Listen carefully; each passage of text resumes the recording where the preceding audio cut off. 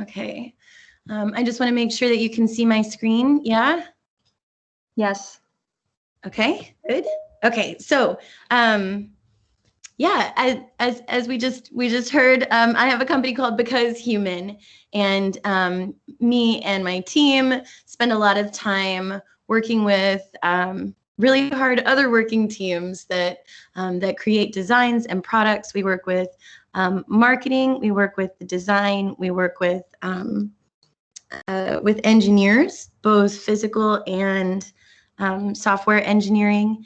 Often a lot of the work that we're doing right now is in augmented reality and artificial intelligence.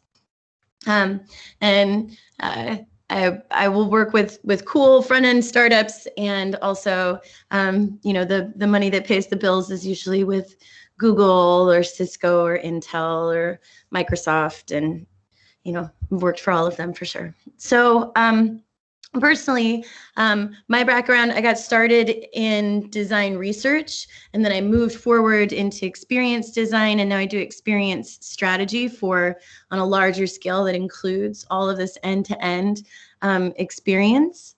And I also teach at Portland State University, so I teach design thinking classes. Okay, so that's a good intro, why you should listen. So one of the reasons that I wanted to speak today is because I have such a love and a passion for what's capable in events that are just like the one that's being thrown right now. For fun, I did the MIT's Hacking Medicine event back in April when it was the first one, and I was lucky enough that I was on one of the winning teams, which is very fun. So I do have experience from where you guys are coming from. Okay, so let's get started, shall we?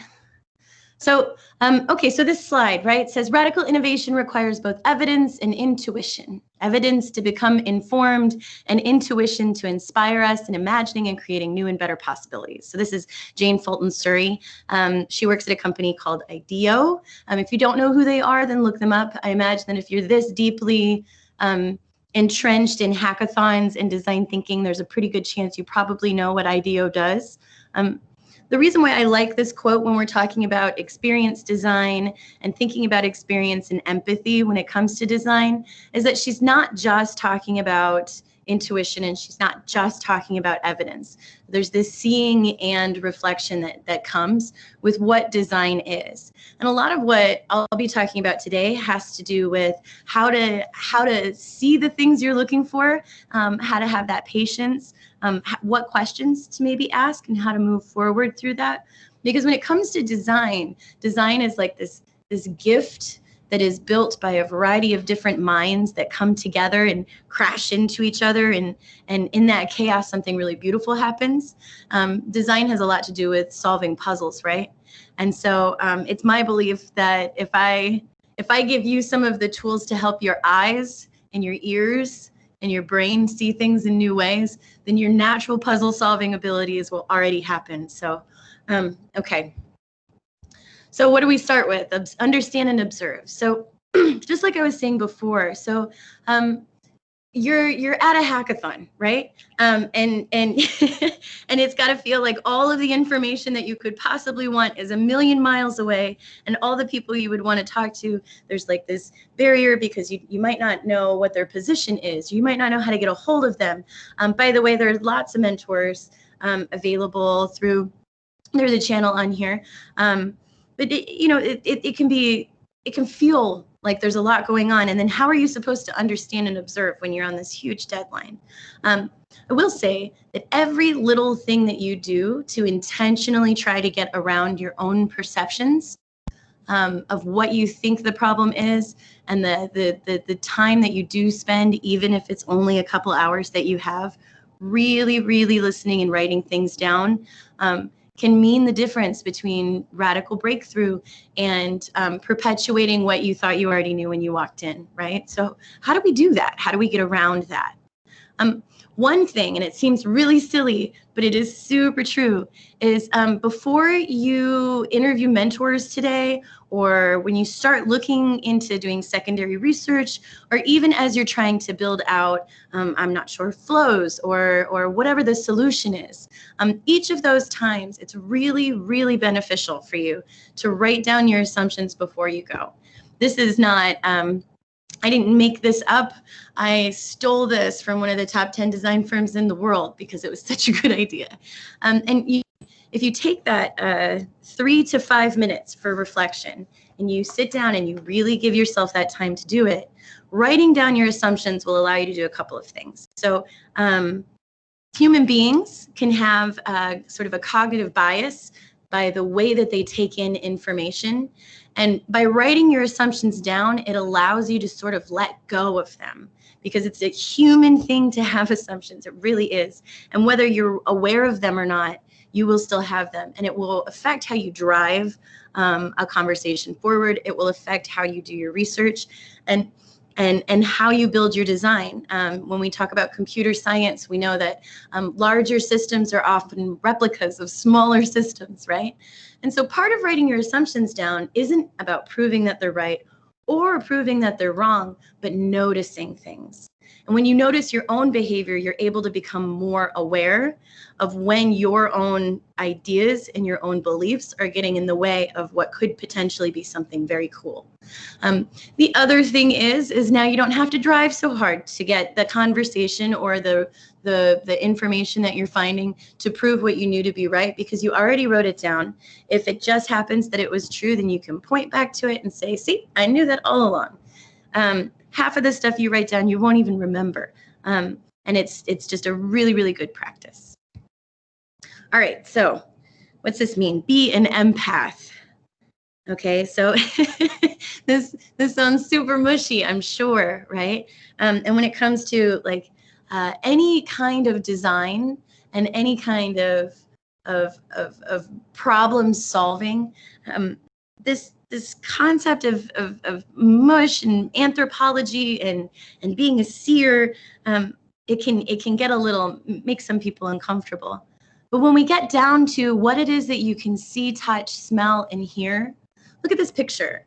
So when you see this picture and you see that hand against the warm tea, can you feel that warmth, right? Can you intuit what that drink must feel like? Often when we spend time to go out of our way to really give time to experiencing what that feeling is of being there, and any kind of anxiety or warmth or cold or a cup, right? So if this cup was in my hand, would it be 12 ounces or would it be heavy enough to make my elbow hurt, right? Like understanding how things are measured and how they feel and smell and create a tone and a pace in things can be wildly important, especially in healthcare, where there are so many other people making sure that someone's body is doing what it needs to do, right? And sometimes those environments can feel cold because you've got to keep sickness out. You've got to keep all these other things out. And so in healthcare, this trend of empathy is really, it's dramatically making things better for people all over the world. So remember that something is not 6 inches tall, it's hand length. Instead of 50 pounds, it's a 2-arm load for a healthy college student. A system, instead of having 6 taps, it might be a half an hour of excruciating frustration, right? And that kind of frustration will keep people from using your solution. As an experienced strategist that has a company that works with startups, I can tell you that 6 out of the top 10 problems that a startup does not succeed has to do with this slide. Because people are not, they think, oh, well, I understand how this thing works. It will be really easy for somebody else to do it. And you don't always have buy-in. Sometimes you need to make sure that people are laughing and happy, or at least not miserable, to be able to move forward.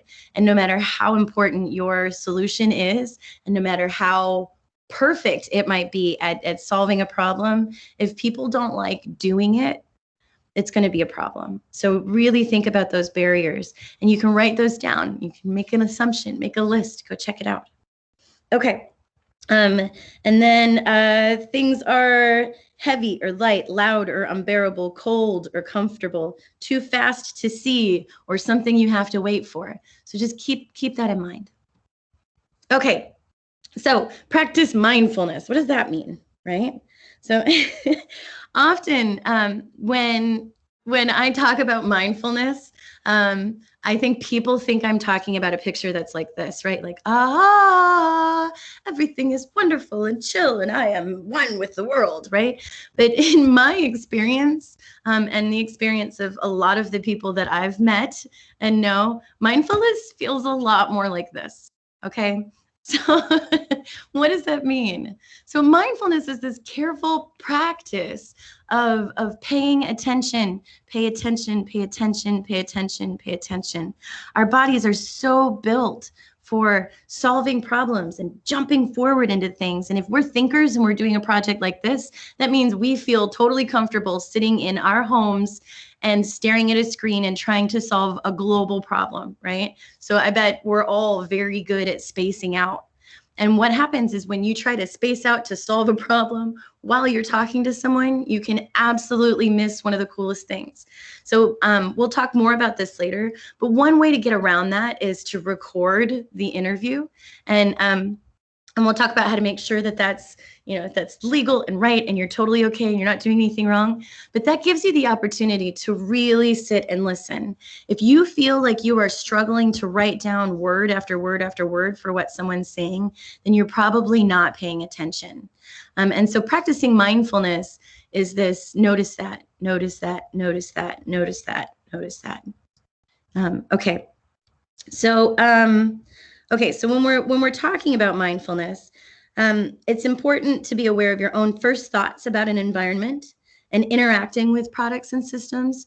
So this is kind of fun, but when you are looking into how to build a new system or a new solution, it's not enough just to understand what you can look up on the internet. It's not enough just to talk to experts, which you very rarely get the opportunity to do so much in one weekend.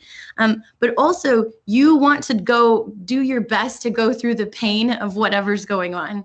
So if you're talking about solving something where there's a ridiculous call center, then I highly challenge you to try to call in, right? If you are, if you're working on something where it's a physical product and you need to solve something, even if you're playing pretend, even if you don't have that thing, go through the work.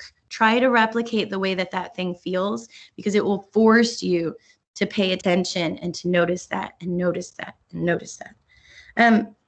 Also, you'll find that it isn't easy to do this for an extended period of time. So much like a muscle, you'll need to stretch it. So give yourself patience. This whole event is about fun and solving problems and networking and learning new skills. And there's so many things that we need to do. So also have patience with yourself.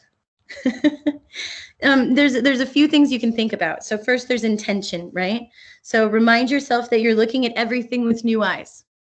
2, pay attention. So pay attention to your inner or outer experience. Your mindful attention is mainly developed through various different types of taking the world in, whether formal or traditional or informal. This happens whether you're talking, cleaning, driving, everything that you're doing. And then third, think about your attitude. So pay attention to your own attitudes, such as curiosity, acceptance, kindness. Pay attention to whether or not you've had enough water to drink, food to eat, you've had enough sleep. There's all sorts of different things that you can also do to make sure that you've got this self-awareness. Okay, so next, look for gaps. Okay, so what does this mean?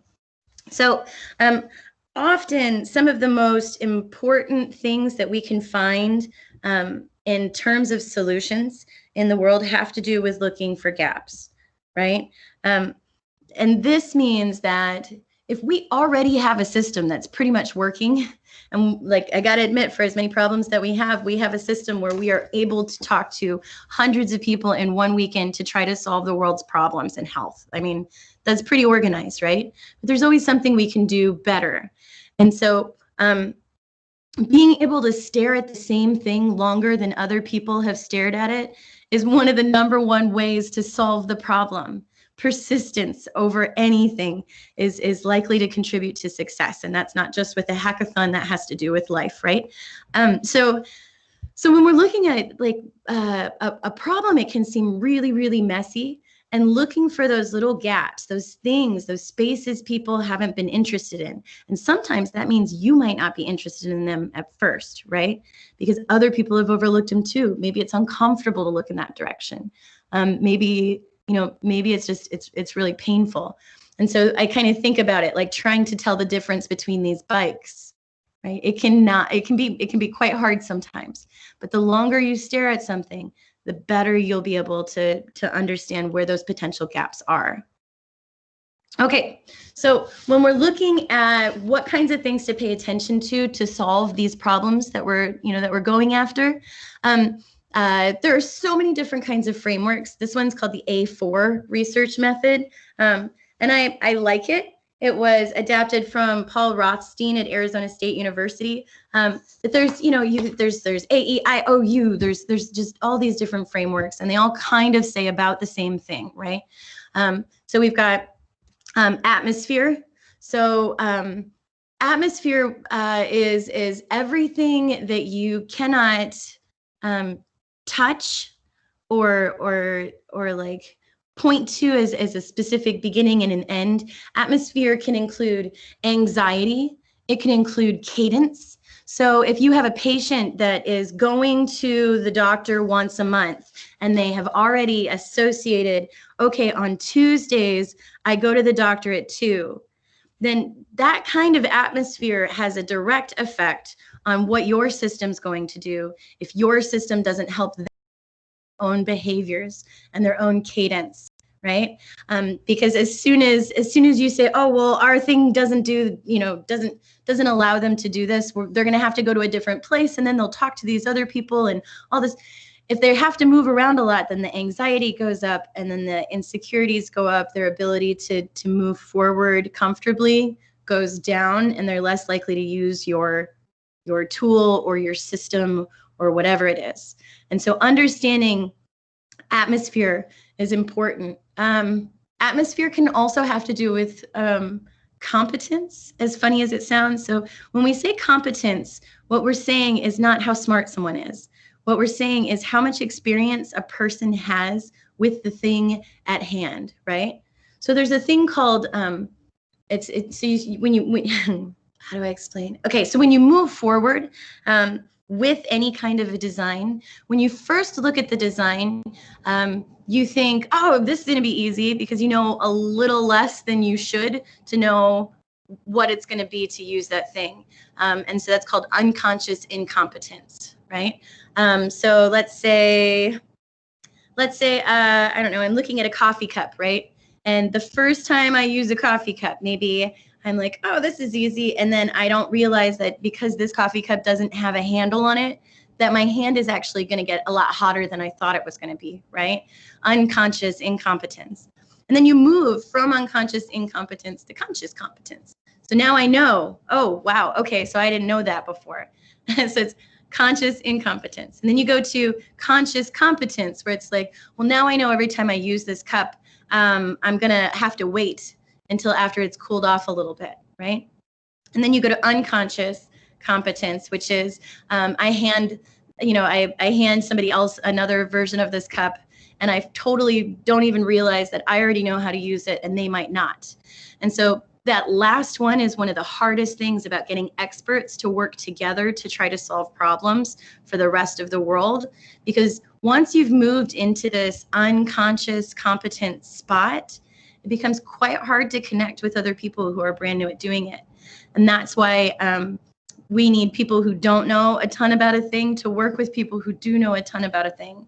in every direction, because the same thing could go with design, it could go with medical stuff, it could go with how to pitch, and having lots of people with lots of different experiences is how we move forward.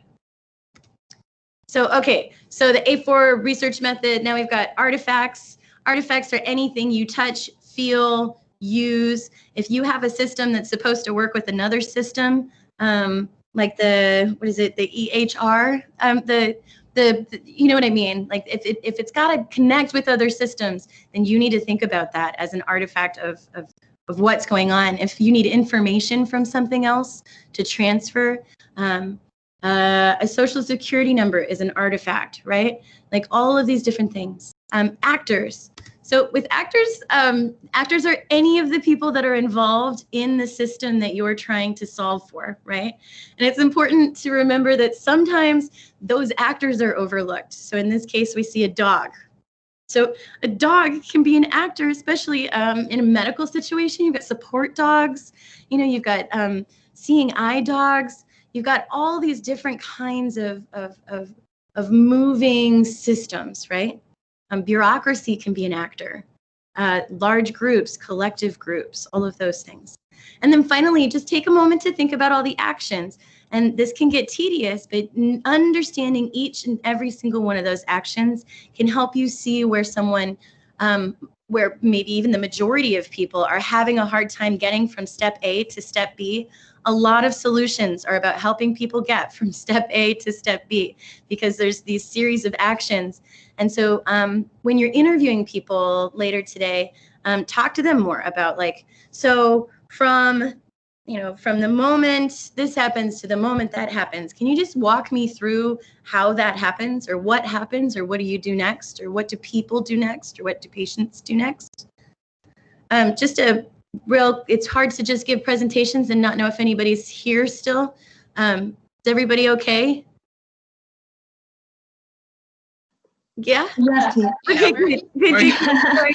When I've got this playing, it just holds my entire screen, and then I get kind of anxious because I'm like, oh. That's okay, Leah. I'm looking at the chat. Someone was just asking about the first A, but the question's already addressed. There's a lot of questions about how to watch the recording, but we can probably address that later. Yeah, sure. Yeah. We can. Okay, so moving forward then. So record everything. One of the fun things about living in the year 2020 is that we have the ability to stretch space and time, and I highly suggest that you use that.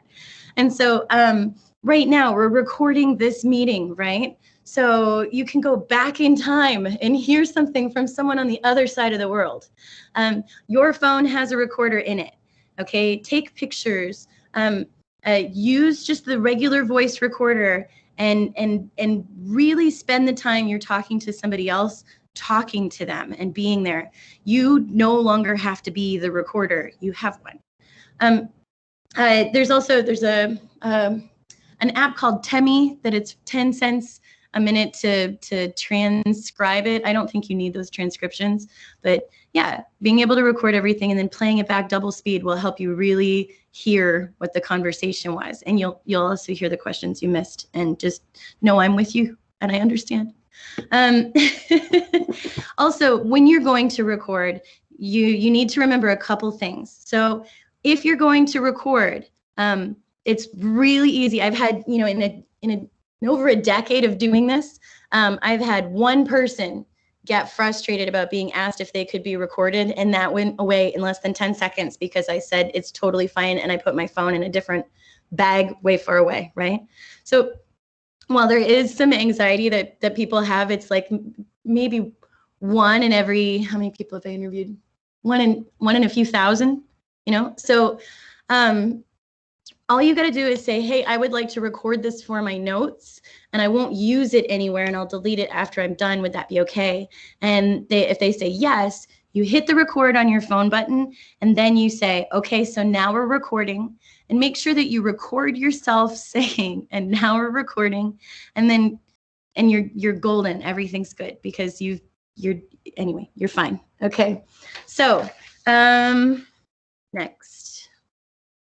Okay, so people often tell you what they think you want to hear. What does this mean? So In the same way that we see the person in the background of this photo and we can see who's taking the picture, it's important that you as a researcher understand that when you're trying to take information, whether that's trying to find the initial information that you want to know how to move forward with the project, or after you've created something and you're trying to get feedback from people, right?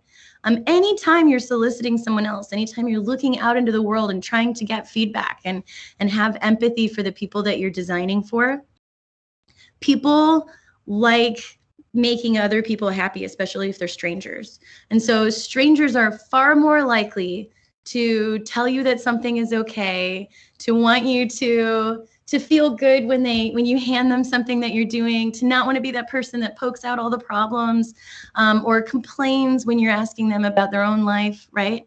And your job when you talk to someone else in order to get information is to understand that the same thing that makes people really good strangers and friends makes them terrible participants in trying to solve the world's problems.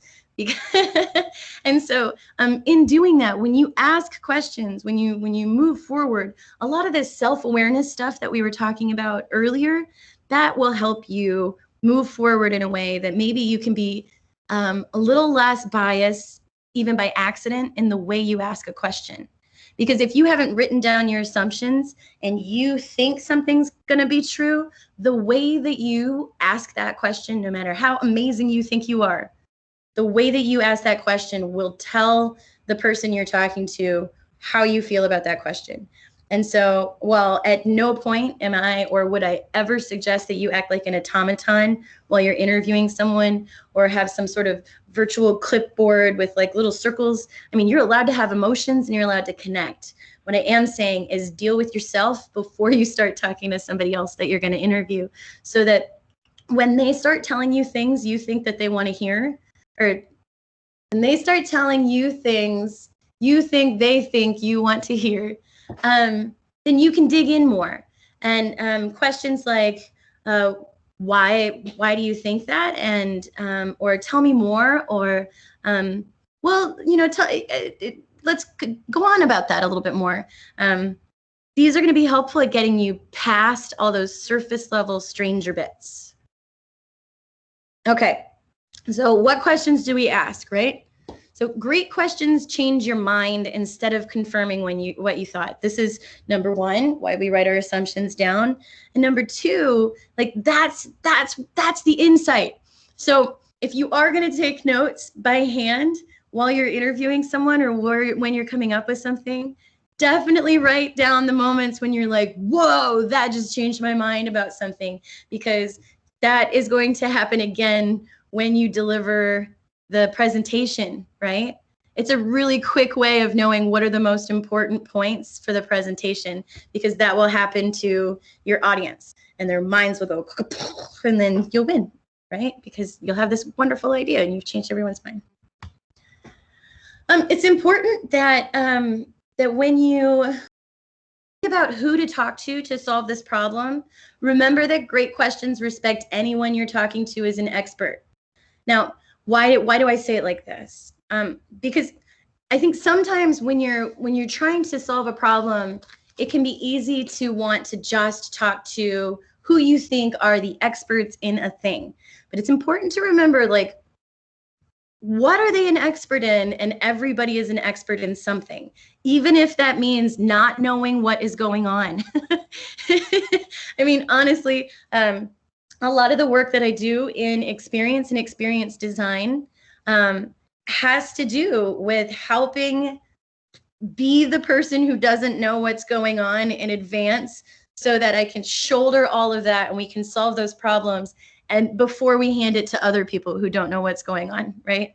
And I think especially right now with the technology that we have, we're seeing that a lot of the movements forward, those great innovations, often have to do with helping people move from not knowing what's going on to knowing what's going on. And so when you're interviewing people, I would highly suggest that you do not just focus on who are the people who know the most about this field, or who are the members of the board on this, or who's this person or that person, but also consider talking to people who might be not just users of your system, right? But maybe people who don't even know about the system and might be against it, because they can also help you. So just remember that anybody that you're talking to, especially before you start thinking about the questions that you're going to ask them, what exactly is the advice? Because you don't want to ask a healthcare board member what he thinks you should do for a specific design. That is a waste of his time and yours, and could get you on the wrong track, right? Okay, so more about questions, right? So my favorite question is silence. And as someone who really likes giving presentations, I know that from a distance it could be hard to believe, right?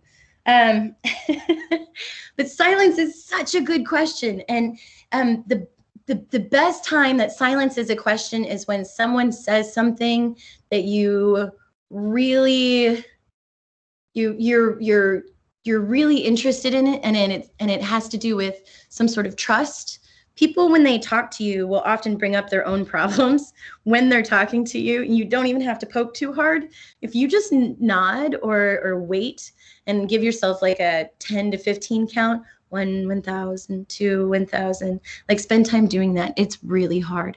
But if you do it, you can get some of the coolest answers back that you jumping in to ask a question or redirect the conversation, you could totally lose it. So just know that. Okay, also, don't be afraid to interrupt. So again, just like we were saying before, when it comes to conversations and talking to people, which you'll be doing a lot today, when you're doing an interview, I'm not saying be rude. What I am saying is you only have a certain amount of time, not only with this event, but with each mentor. And if someone is giving you information because they misunderstood the question that you have, you waiting for 10 minutes just to let them finish, just because you want to be polite, is not going to help you or them. And there are ways to interrupt without being rude, right? So I'm not saying like to step over them or anything, but you can say, "Ooh, hold on a sec," and find your own, just to make sure that you're not, oh gosh, we talked to somebody for 45 minutes and they didn't give us any information because they didn't know what we were doing, right? Okay, so use your body. So I know we're all on the internet right now, and we're really far apart, and lots of us aren't even sharing our screens. But your body isn't just your arms and your legs. It is also your voice and your tone and your inflection and your pace and how you ask a question, right? Getting up and running around in a circle for a second before someone comes in will be more likely to result in a really energetic, fast-paced kind of an interview. And I'm not saying that's what you do or don't want. Think about what it is that you want, right? If you're going to talk to an expert strategist for something for 20 minutes and you need to get lots of information out of them, you might want to go run around and do something so that by the time you talk to them, you've got high energy. There's more conversation in a shorter period of time, which means more information transferred in a shorter period of time. Like, think if I was speaking a lot slower during this presentation, how much information could I give you? Well, you'd learn it a lot. Maybe like I wouldn't say something that maybe would get skipped over the way that when I talk fast for stuff like this would happen. But also, I know that this is being recorded. This is during a hackathon. You're getting inundated with a bunch of information, and anything that I can hand you that is useful is good. So just remember that, because if you're going to talk to somebody about, the death of a family member, that kind of a tone and pace is not as likely to solicit the responses that you want. So just pay attention. Maybe cut down on the coffee if you know you're going to need to be chill. Okay, so when you're talking to someone, pay attention to when somebody says that something usually happens, because often when they interject that word usually, there's an opportunity to say, well, when doesn't that happen and why? And what do you do about it? Talking about why, respect the word why. So I don't know how many of you guys have heard the phrase or the concept, do the 5 whys, why, and then you get to something. Remember that when you ask when you ask almost any open-ended question, people will gravitate towards talking about their fears. And if you ask why 5 times, and it's not because you really want to know why 5 times, but because you've got this like endless driving, like, let's just see what happens if I do this, you can really hurt people by asking that. Like the tell me about, tell me about your, your ability to water plants. After 5 whys could become like, my mother never loved me. So, so just be careful, right? Also, your participants should do 90% of the talking. Let's go back to silence being one of the best questions. I'm not saying to like make it awkward or weird, but if your question is really long and you're asking a yes or no question, you are wrong. You need to like think about this in a different way. Whether you're having somebody try out your prototypes or having someone tell you about the very beginning of your design process, you already know what you think. And the way to communicate with them, they'll tell you a lot of what you want to know with some really short phrases. So let's talk about what those phrases could be. So often when I teach people how to try to pull out information, we've got sort of 3 things that you can do. So step 1, request a story, okay? And the reason why you do that is because if at the very beginning and you meet somebody and you're like, we're strangers and we have very little time to talk to each other, how do you get them to start talking for the whole time without it being choppy, without trying to keep you on your heels and just give you the ability to listen? You ask for a story. Tell me the story of what healthcare is like for you. Tell me the story of what it was like to be diagnosed. Tell me about the last time you experienced this thing in your life. Tell me what people are, see, now there's a difference, because tell me what people are going through is not a story. Do you notice that? So what you're asking is about a time period and a flow that the user has in their head. And when you're doing that, you're pulling up what their routines are. What do they remember? And when they tell you that story, it also helps you understand what's important to them, because if they're leaving things out, then that's a gap. And then you can come in and say, hey, okay, so now what about this? Now you're looking for gaps. You're super genius design star. Okay, so other ways that you can request a story, if it's in the middle of an interview, you can say, tell me more. You can say, tell me about the process you go through from X to Y, from the moment you need this thing until the moment it's fixed, from the moment you knew that you were really sick until the moment that you felt better and able to go to work. You can also say, can you give me an example, right? Okay, so next, diving into a concept. So that's step 2. Now you're going to dive in. So, and when you think about it, don't think about it like I'm talking to somebody for 20 minutes. The first 10 minutes is a story. The second 5 minutes is diving into a concept, and the third 5 minutes is the next step, right? What this is you're going to request a story, and then as they're telling that story, you go, ooh, hold on a second, and you interrupt, and you say, can you tell me more about that? And then they tell you more about it, and you go, oh, okay, so you were saying, and then you say the last thing that they said right before you jumped in. And that means the entire interview can go really, really fast, and you're diving in and getting the information you need without doing a lot of the talking, without it feeling formal, right? So questions that dive into a concept. Why or why not? What is it like? What do you do differently? Ideally, how should it work? Can you show me this? What shouldn't I have asked that I should have? And then finally, this other spot, this pointing to specifics. When we talk about the hierarchy of things that you're going to be soliciting today, pointing to specifics is only important if it is make or break when it comes to what it is that you're learning. And you should not be able to Google this. Like the specifics you're asking someone else, this is They're not supposed to be your like super fast Google machine. They're supposed to share information that you would not get normally, right? And so specific questions you can say, like, when does this happen? When doesn't it? Where does this happen? Like who else, how long, how often? It's really important if you're moving through and you have a bunch of very specific questions, you can really cut an interview short. You can make it feel choppy. You can miss a lot of really important things because the specifics, the human brain just doesn't flow that way, right? And so you're not as likely to get as much information. But if you really need specifics, go ahead and jump in and remember to ask the story first.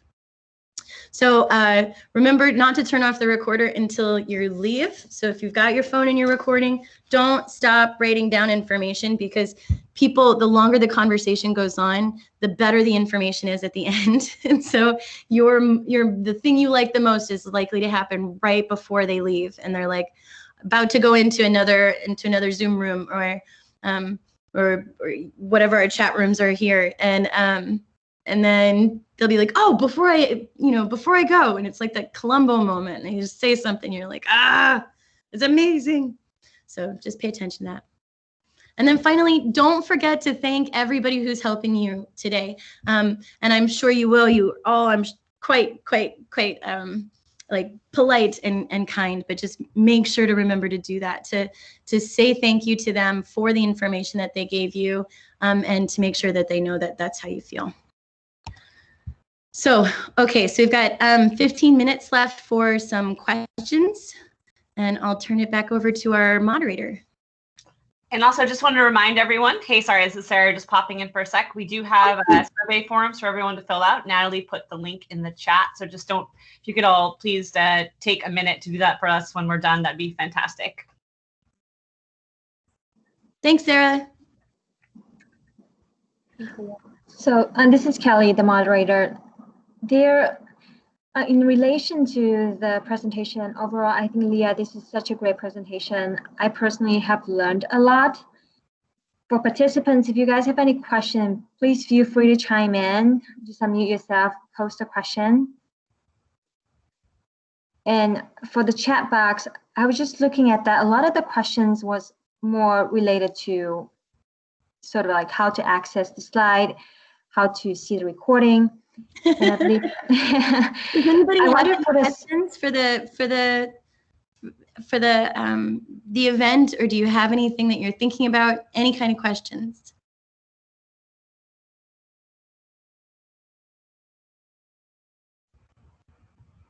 Oh my goodness, if you're in an interview and someone begins crying, what do you do? Okay, so first, if you're in an interview and someone begins crying and you didn't see that coming, then that's important to like take note next time, right? Because people will often give you warnings. There'll be long silences, their voice will crack. And often if we're just eliciting stories, when they start crying, it will be because they've driven themselves to a certain direction. Giving someone silence, asking them if there's something that you can do to help, or you can say, would you like me to give you a minute? Or I hear what you're saying, and then hand them a tissue, or if they're on the, I doubt someone will start crying in this thing. If someone does, have Sarah send me a message immediately and I can help you. But I think giving people space if they've brought themselves to tears is one thing. If your questions have made someone cry, then we need to talk. Okay, let's see. My question is designing for healthcare and inclusive design. What's the question?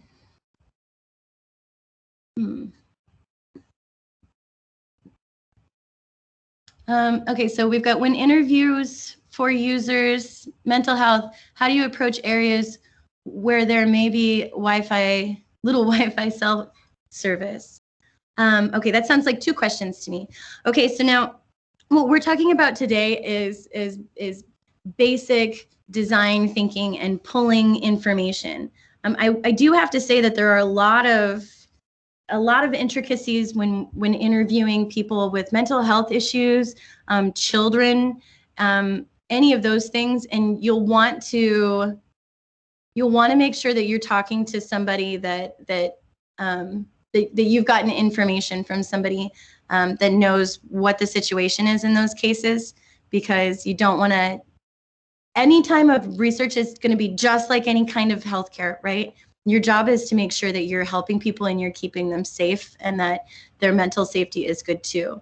And so when we talk about design, we want to be really, really patient and careful with who we're interviewing. And if they're a minor or they have mental health issues, we need to make sure that their parent or guardian is always in the space as well, and that we've got an okay thing with them. I don't know if that was where you were going with the mental health approach.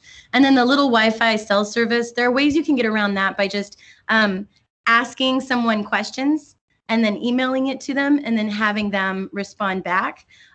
Marco Polo, use Marco Polo. You can go and send them a message and ask them a question, and then they can get back to you at their own time. It works really, really well. It's kind of hard to get them to jump on it, but once they're on it, you can get them for like ever. It's wonderful. Okay, what else? Leah, I actually have a question. So Sure. you were mentioning that, like, in order to get richer information from the customer to help with the design, it's best to just sit down with them, ask for the story, and sort of drill down to the specifics from there. But during this time, sometimes meeting in person might be a little challenging. I just wonder your thoughts on, in terms of like using a survey to get those sort of insights.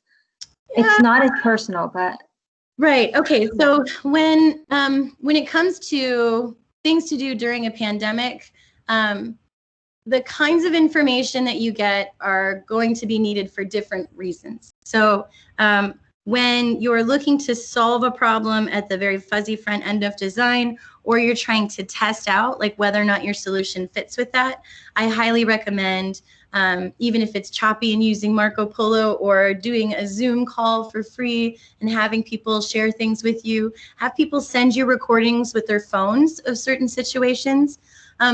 Surveys are good for if you have a lot of assumptions and you're pretty sure you're right, then you can ask those assumptions in a list and send them out to the people who have expertise enough to be able to answer those questions. Surveys are a lot harder to find and solicit information, new information, because you have to be lucky enough to ask the right question first, right? So surveys 100% do have their time and their space. And so if you're like, okay, so after what we've all gotten together, we wrote down our assumptions, and we think doctors care about these 3 things. Right? And then you can send out this survey. Or if you're trying to collect specific information and you're like, we know everybody cares about these 5 things, but we don't know how they care about it, or we don't know what the specific names are of things. Those are wonderful ways to get surveys. As long as anybody on the team knows that like you were saying, Kelly, like it's a helpful addition. Yeah. Thanks for bringing that up. Thank you. There's another question about the story, about a situation where you were intimidated by someone who you were interviewing. I love that okay, Anne, fantastic. Great way to ask that question. I see you using your new skills already. Okay, let's see. See, now what I would call that as is a leading question though. Okay, so let's talk about, so this is open-ended and you did tell a story. This assumes that I was intimidated by someone that I was interviewing, right? And so that's just interesting, a good way to point that out. And so maybe if I asked that question, it would be, I would just start further away. I don't need to be critiquing your stories. Your questions are wonderful. So, okay, so intimidated by someone. So I was working with Nike, and I was talking to a lot of the executives at Nike, and there was this CFO, and he had so many people that needed him, and things were just constantly like, I was in his office and it was like every 10 seconds someone would walk up to the door and like look in the window and see that he was busy and leave, and his phone was exploding beside him, just like, and he was not even paying attention to it and sitting there and trying to listen to me, and I was so distracted by the number of people that needed him that I felt like I was having a hard time paying attention to my own ability to take up his time and ask questions. And okay, so then what did I do? I just remember feeling that way. I think I just got really excited about the topic at hand. Oh, and I moved my position. So when talking about things, you can get around intimidation by saying, okay, by changing your position. So in physical space and in hierarchical space, right? So you can own your position and you can say, listen, I don't know a lot about this, but I know that we both care about solving this problem. So could you bring the language down a little bit for me and talk to me as if, tell me about this as if I'm like 15, right? I know it sounds crazy, and that is not a woman thing. This is all researchers do this all the time, okay? But it's like saying like, bring it down for me for a second. Can you explain this to me? There are so many times where I've had really, really smart engineers talk it down to me, and then I've used that same metaphor in meetings with like executive level decision makers in order to move a project forward. And they're like, this is amazing. It totally makes sense now. So asking for a metaphor can help. I'm not quite sure where the intimidation is in that situation, if there's anything you're asking about specifically.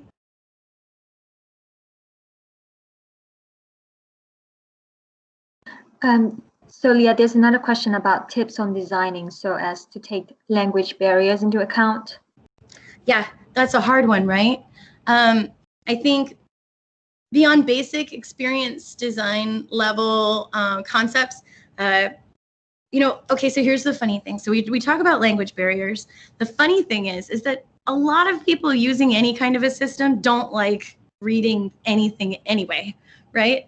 And so being able to speak through language, through motion, through color, through proportion, through cadence. Do these things happen first or second? Sometimes it's better when building a system to give people one thing to do at a time and to have them go through one slide at a time or one screen at a time or one step at a time than it is to try to be like, oh, I can put all of this stuff on here at once, because that can make people really tired. And sometimes it's easier to just put your name in and then go to the next thing and then put your email address in, or to make choices based on that. You definitely, when you're talking about language barriers, you are going to make it a slower system, but it will be easier for everyone else to understand too, because you might need to use more elements of the visual design to get across what you can't through language.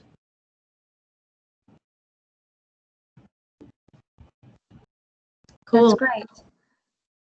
Is there any other questions from the participants? Doesn't seem like there's new question coming in from the chat. Well, so if you guys have any questions ever at any point, you can reach me on, I have a website. It's called becausehuman.us. So it's becausehuman.us, right? And feel free to always just shoot me a message. I'm really passionate about wanting to make sure that we empower teams like you to be able to go out and change the world. Thank you for your time. Thank you, Leah. Got a lot of kudos and nice words from the audience. Great presentation, Leah. Thank you, and thanks for your help, Kelly. Thank you. Well, so for everyone in the room, if you